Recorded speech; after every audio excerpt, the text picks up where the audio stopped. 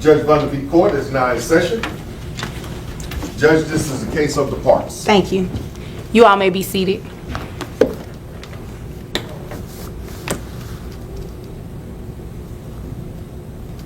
Okay, Mr. Parks. Yes, ma'am. Looks like you brought this case before the court. What's going on?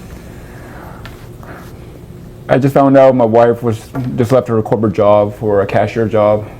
I don't know why. Maybe it's because like she wants to get out of the payments of what she's doing. Payments of what? Child support, ma'am. Okay. We have a child together that we had in our marriage, and it's like, and all of a sudden I just found out just recently that she left her corporate job to take a couple of dollar paying job. How can you do this to us? How can you Excuse do this me, sir. Sir, do not address her. Address me. Yes, ma'am. I do apologize. I mean, obviously she can't help your situation. Yes. That's why you're here, right? Yes, ma'am. Okay, so continue. I don't know. It's just like when I found out, it's just like I was just shocked. I didn't know like how else to express it, but we had a child together. How old is the child? This child is like 5 years old, ma'am. Is she paying anything in child Yes, ma'am. support? She's paying for the medical bills and she's paying for the support as well. Medical support, you mean? Yes, ma'am. Okay. Ma'am, Yes, ma'am. is there a reason why you're not paying to support this child? First of all, I left my corporate paying job and Buckle up, because today's case turns the courtroom upside down from the very start. Mr. Parks wastes no time revealing that his ex-wife walked away from a $70,000 a year corporate job to take a position as a convenience store clerk. And according to him, this wasn't about chasing a dream. It looks more like a calculated move to avoid paying child support. The judge immediately picks up on the suspicious timing, and the tension builds as Mr. Parks expresses his confusion and frustration. This case isn't just about finances, it's about intent. And in this courtroom, that question is about to take center stage.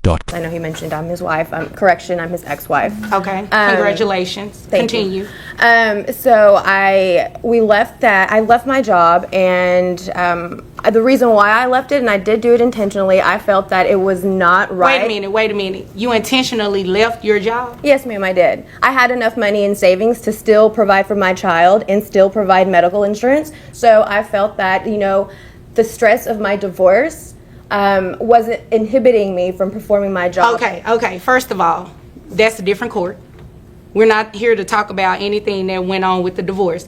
I just need to know about the money that you're making, because obviously the child lives with you. Is that correct, Yes, sir? ma'am. So you have all this money in saving. Let's talk about it. Okay. Let's How talk much about it. did you make at your last job? I annually $70,000. $70,000, okay. And that's your only job? It was my only job. Now I work at a convenience store. Doing Head what? clerk. Doing what? Head clerk. Head clerk. Okay, how much are you making now? About $30,000 a year. $30,000. And what type of education do you have? I have my master's. You have a master's degree and you're a head clerk? Yes, ma'am. Again, the stresses of the divorce inhibited. You won't believe the reasoning the ex-wife gives. She openly admits she left her high-paying job due to stress from the divorce. But here's where things get interesting. The judge immediately senses something's off and starts digging into the details. A master's degree, 8 years of solid corporate experience, and now she's earning less than half of what she used to. That's not a career shift, that's a calculated move, and the judge knows it. The emotional excuse doesn't hold water here. With every response, you can feel the disbelief building in the room. And the judge isn't about to let this slide. Say that again. You already said that once, and we moved on from that. So, you're now making $30,000 a year, and you think that I should base child support on $30,000 instead of the $70,000 that you intentionally stopped working at? Well, that is my annual income now. $30,000. That's your annual income now. When did you start working at your corporate job? A year ago. A year ago. How long were you there? I was there for about 8 years. 8 years Yes, with ma'am. the master's degree at a head clerk position. What's the qualification to work at that job? It's such as, do you High need school a diploma. degree? You just need a high school diploma. to High work school as a house diploma, clerk. Yes, and you have a master's degree. I'm not about to play with you. $70,000 a year. You said you covered a child on health insurance. How much is that? $300 a month. $300 a month. Ma'am, I'm going to make you pay child support. You came obviously in this courtroom to Well, waste my time. I have a question. How come I have to get a corporate job? How come he can't get a corporate job? He can get a job, but the child lives with him, right? Well, yes, and I think the reason why the child is even with him to begin with is because this is a different court. Never mind, like you said. Okay, thank you. So moving right along, $70,000 a year, excuse me. I put your I'm gross not making at- $70,000 a month anymore. I'm making $30,000 a year now. This is the turning point. The judge has had enough, and she's done playing nice. With a razor-sharp tone, she delivers a brutal reality check. I'm not about to play with you. Those words cut straight through the excuses, and the energy in the courtroom shifts. Instantly, she zeroes in on the fact that this woman made a conscious choice to earn less despite holding a master's degree. The emotional distress argument doesn't hold up anymore. What's happening now isn't just legal correction, it's real accountability. No more dodging, no more deflection. Just the plain truth laid out for everyone to see. $30,000 a year now, but ma'am, you intentionally work at a job that pays you less. And you think that you're going to come in this courtroom and get me to order that you pay a less amount when you're capable of making the $70,000 with a master's degree? You made that up. Ma'am, I don't know. Emotional Excuse distress me, is intentional. Excuse me. Emotional distress. I need you to go see a doctor. Okay, so your gross is $5,833.33.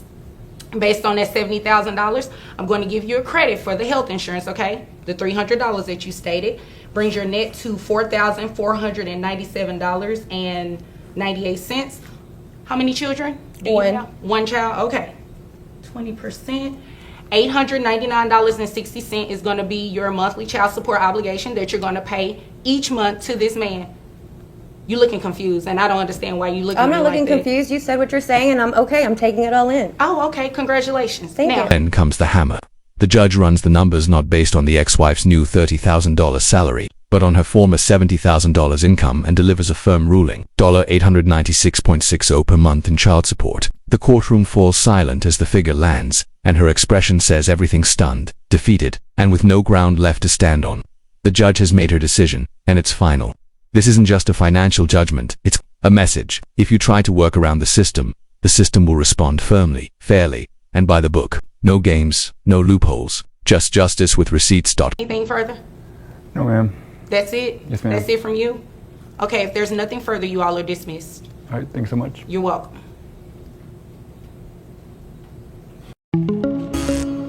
Hi guys, it's Vonda Bailey, and This is the moment the courtroom wraps with both class and a sting of finality. The judge doesn't waver, she's seen through every excuse and keeps it direct. The child lives with a father, so the financial responsibility follows. No more objections, no more wiggle room. The gavel may as well have dropped then and there. Even as the ex-wife tries to hold it together, it's clear she lost this one, fair and fast. The judge closes the case and dismisses them, leaving a sharp echo in the room. In this courtroom, accountability isn't optional, it's the standard.